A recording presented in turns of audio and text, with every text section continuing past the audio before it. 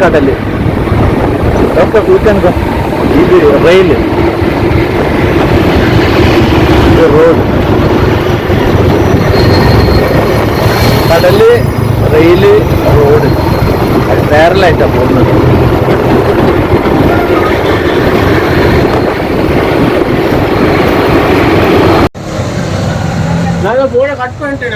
Hi friends, welcome back to Zaxbury. നമ്മുടെ കൊളംബോയിലുള്ള കുറച്ച് local കാഴ്ചകളാണ് നമ്മുടെ ഇന്നത്തെ എപ്പിസോഡ്. അപ്പോൾ നിങ്ങൾ സ്കിപ്പ് ചെയ്യാതെ മുഴുവനായിട്ട് കാണാം.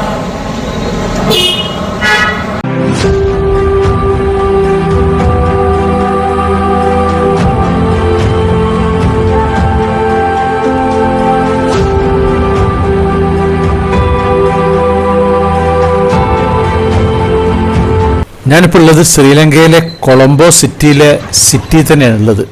അപ്പോൾ സിറ്റിയിൽ കൂടി ഒന്നിങ്ങനെ കറങ്ങാണ്. രാവിലെ ഒന്ന് ബ്രേക്ക്ഫാസ്റ്റ് കഴിക്കാൻ വേണ്ടി പോവുകയാണ്. ഉഴുന്നുവടിയും ഇഡ്ഡലിയാണ്.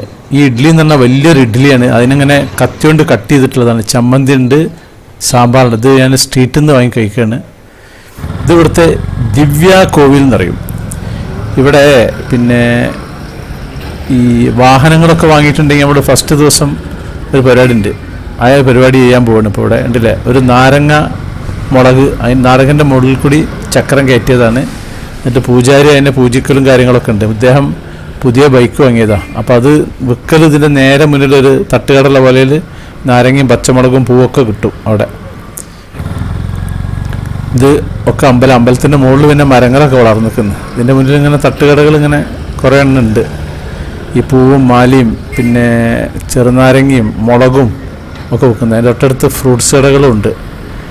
ഇത് ഇവിടുത്തെ വെളിച്ചെണ്ണയാണ്. വെളിച്ചെണ്ണ വിൽക്കുന്ന ഒരു ഷോപ്പാണ്.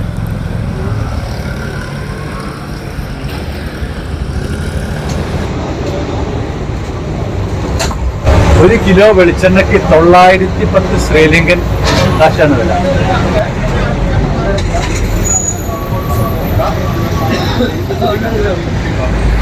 ഇതിൻ്റെ തൊട്ടടുത്ത കടയിൽ കിലോന് 820 ലിറ്ററിന് 800 ഉള്ളത്. ഇത് വലിയ പൈപ്പിലൂടെയൊക്കെ ഇങ്ങനെ വന്നിട്ട് നടക്കുന്ന സിസ്റ്റം അവിടെ ഉണ്ട്. കണ്ടവണ്ണം ബൾക്കായിട്ട് വലിയ കടയാണ്.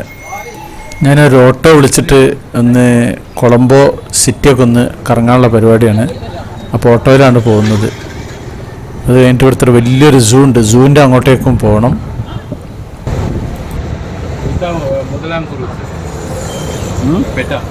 നമ്മൾ ഓട്ടോക്കാരൻ എണ്ണ അടിക്കാൻ വേണ്ടി നിർത്തിയിരിക്കുന്നത്. അപ്പോൾ അതിൻ്റെ മുന്നിൽ ഇവിടെ റോട്ടിൽ ബാഗ് കച്ചവടമൊക്കെ നടത്തുന്നുണ്ട്. ഇതാണ് ഇവിടുത്തെ പെട്രോൾ പമ്പ്. അപ്പോൾ നമ്മൾ പെട്രോളിൻ്റെ വിലയും കാര്യങ്ങളൊക്കെ ഒന്ന് കാണാൻ നമുക്ക് എന്തൊക്കെയാണ് ഉള്ളതെന്നുള്ളത്. ഇതിലൂടെ കുപ്പിയിലാണ് എണ്ണ വാങ്ങി യാത്ര ചെയ്യാറ് ഈ ഓട്ടോക്കാർ. പെട്രോൾ എടുക്കാൻ വരിയൊക്കെയാണ് ഓട്ടോകൾ. ഡീസലിന് ഇവിടെ ലിറ്ററിന് 286 രൂപയാണ് ശ്രീലങ്കൻ മണി ഉള്ളത്. അതേപോലെ പെട്രോളിന് ഇവിടുത്തെ റേറ്റ് 309 ഒരു ലിറ്ററിന്. അങ്ങനെ എണ്ണയൊക്കെ അടിച്ചു കഴിഞ്ഞ് വീണ്ടും നമ്മൾ ഓട്ടോയിൽ അങ്ങനെ പോവുകയാണ്. ഇന്ത്യയായിട്ട് 1 രൂപക്ക് 3 രൂപൻ്റെ വ്യത്യാസമുണ്ട്. 1 രൂപ ഇന്ത്യൻ മണി, ശ്രീലങ്കൻ മണി 3 രൂപയാണ്. അപ്പോൾ അതിനനുസരിച്ച് ഒരു പെട്രോളിൻ്റെയും ഡീസലിൻ്റെയും വില കൂടാതിരിക്കില്ല.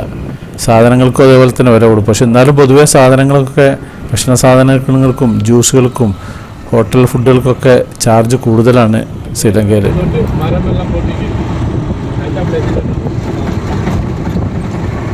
മുമ്പ് ഞാൻ പഴയ ഒരു ടൗൺ ഹാളിൻ്റെ അവിടെ നിന്നൊരു ഇപ്പോൾ ടൗൺ ഹാൾ മാറ്റിയിട്ടുണ്ടായിരുന്നില്ലേ, ആ ഒരു ടൗൺ ഹാളാണ് ഈ കാണുന്ന ടൗൺ ഹാള്. ഇതാണത്, ഈ ഒരു ബിൽഡിങ്. ഈ ഓട്ടോയിലൂടെ സിറ്റി ഇങ്ങനെ കറങ്ങാറുള്ള നല്ല രസമാണ്. കംപ്ലീറ്റ് നമുക്ക് ബിൽഡിങ്ങുകളും കാര്യങ്ങളും ഒക്കെ അങ്ങനെ കറങ്ങി കാണാം. അപ്പോൾ അങ്ങനെ നിങ്ങളും അതുപോലെ കണ്ടോളൂ. ഈ ശ്രീലങ്ക ഇന്ത്യൻ മഹാസമുദ്രത്തിലൊരു രാജ്യമാണ്.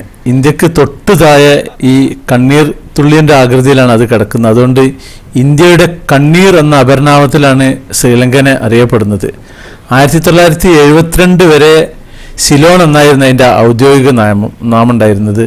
പിന്നെ സിംഹളരാണ് ഭൂരിപക്ഷം ഇവിടെ ഉള്ളത്. പിന്നെ തമിഴ് ന്യൂനപക്ഷമുണ്ട്. ഇവർ തമ്മിൽ സംഘർഷം കാര്യങ്ങളൊക്കെ ഉണ്ടായിരുന്നു. മുമ്പൊരു കൊച്ചി രാജ്യത്തെ കലാഭൂമി ആക്കിയിട്ടുണ്ട് ഇവർ കൂടിയിട്ടത്. ഇതാണ് ശ്രീലങ്കയിലെ പഴയ പാർലമെന്റ് മന്ദിരം.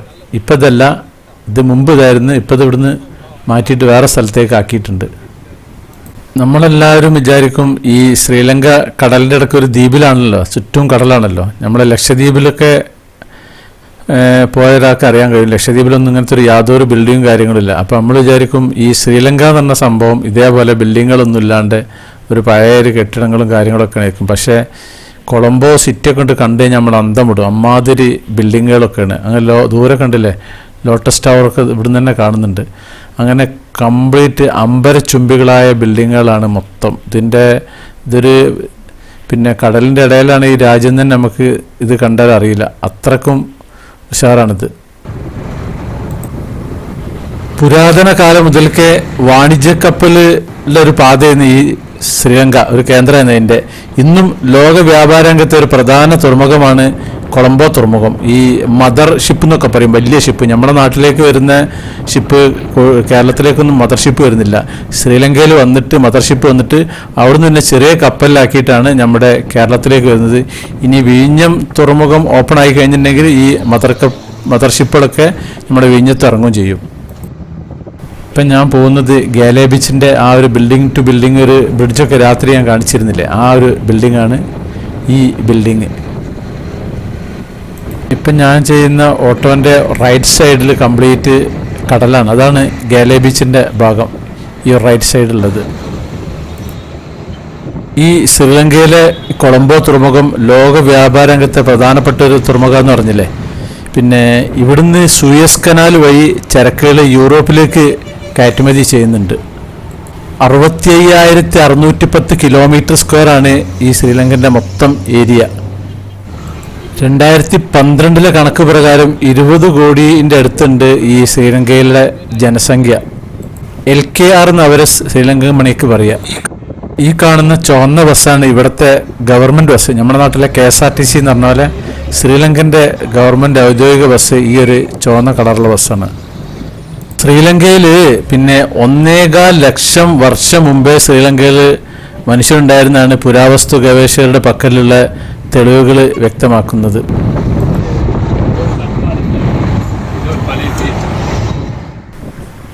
ശ്രീലങ്കൻ പ്രസിഡന്റ് ഉണ്ട്, അവരുടെ വസതിയാണ് ഇവിടെ. പട്ടാളക്കാർ പുറത്ത് നിൽക്കുന്നുണ്ടല്ലേ, ഈ ഒരു കോമ്പൗണ്ട് അങ്ങനെ നീളത്തിലാണ്ട് പോകുന്നുണ്ടല്ലേ.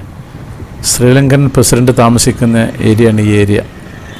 ഭയങ്കര സെക്യൂരിറ്റിയും കാര്യങ്ങളൊക്കെയാണ്. ഭയങ്കര ഗേറ്റിൻ്റെ അപ്പുറത്ത് കുറേ കെട്ടൊക്കെ കെട്ടിയിട്ടുണ്ട് ഇവിടെ.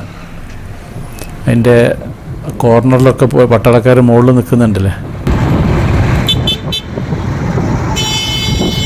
നമ്മളെ നാട്ടിലെ ബിരിയാണിക്കൊക്കെ ഇടുന്ന കറുവപ്പട്ട എന്നറിയില്ലേ, സിന്നമൺ, അതിൻ്റെ ജന്മദേശം ശ്രീലങ്കയാണെന്നാണ് പറയുന്നത്. BC 1500 ശ്രീലങ്കയിൽ നിന്നും കറുവപ്പട്ട ഈജിപ്തിലേക്ക് എത്തിയിട്ടുണ്ടായിരുന്നു. രാജ്യത്തിൻ്റെ വടക്ക് കിഴക്കൻ പ്രദേശങ്ങളിലെ വെഡ്ഡ ഗോത്ര വിഭാഗം ആദിമ നിവാസികളുടെ പിന്തുണക്കാരാണെന്നാണ് കരുതുന്നത്. അതുപോലെ ഉത്തരേന്ത്യയിൽ നിന്നും കുടിയേറിയവരുടെ പിൻതലമുറക്കാരായ ശ്രീലങ്കയിലുള്ളവരാണ് ഭൂരിപക്ഷ സമുദായക്കാരാണ് സിംഹളർ പറയുന്നത്. ശ്രീലങ്കയുടെ വാണിജ്യ പ്രാധാന്യം പുരാതന കാലത്ത് തന്നെ കച്ചവടക്കാർ മനസ്സിലാക്കിയിരുന്നു. അറബികളും പിന്നെ മുറുകളും ശ്രീലങ്കയിലും ദക്ഷിണേന്ത്യയിൽ എത്തിയിട്ട് ചൈന, മലയ എന്നിവിടങ്ങളിൽ നിന്നുള്ള കച്ചവടക്കാരിൽ നിന്നും സാധനങ്ങൾ വാങ്ങി ആഫ്രിക്കയിലും മെഡിറ്ററേനിയൻ തീരങ്ങളിൽ എത്തിച്ച് യൂറോപ്യന്മാർക്ക് വിറ്റിരുന്നവർ. അങ്ങനെ കിഴക്കും പടിഞ്ഞാറും നിന്നുള്ള കച്ചവടക്കാർ ചരക്കുകൾ പരസ്പരം കൈമാറുന്നതിനുള്ള കേന്ദ്രമായിരുന്നു ശ്രീലങ്ക.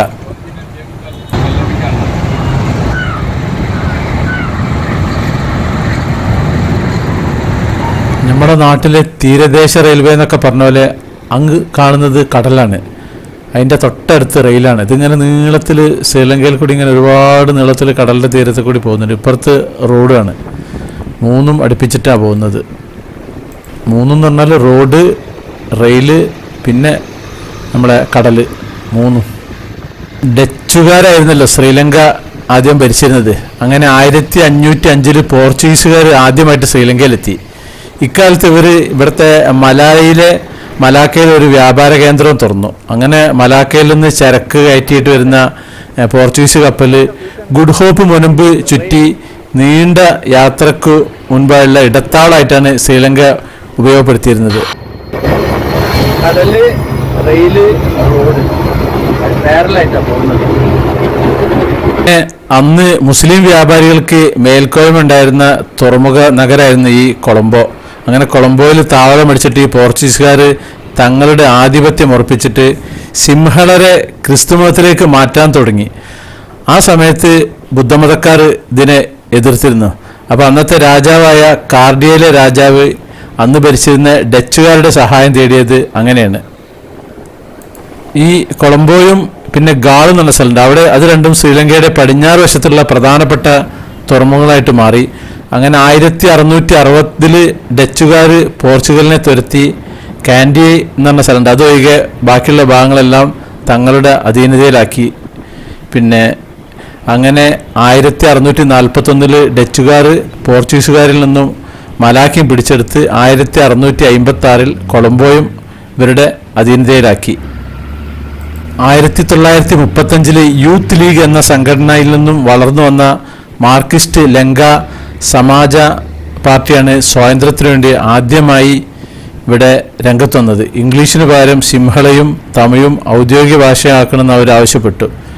ഇങ്ങനെ ഒരുപാട് ചരിത്രങ്ങളുണ്ട് ഈ ശ്രീലങ്കനെ പറ്റി പറയാൻ. അപ്പോൾ നമ്മൾ ഇപ്പോൾ പോകാൻ പോകുന്നത് ഇവിടുത്തെ ഒരു വലിയൊരു സൂവിൻ്റെ അടുത്തേക്കാണ് പോകാൻ പോകുന്നത്. അപ്പോൾ നമ്മൾ ഓട്ടോക്കാരൻ അതിൻ്റെ അടുത്ത് എത്താനായിട്ടുണ്ട് എന്ന് പറഞ്ഞിട്ടുണ്ട്. ഈ ഒരു എപ്പിസോഡ് ഞാനിവിടെ നിർത്തുകയാണ്.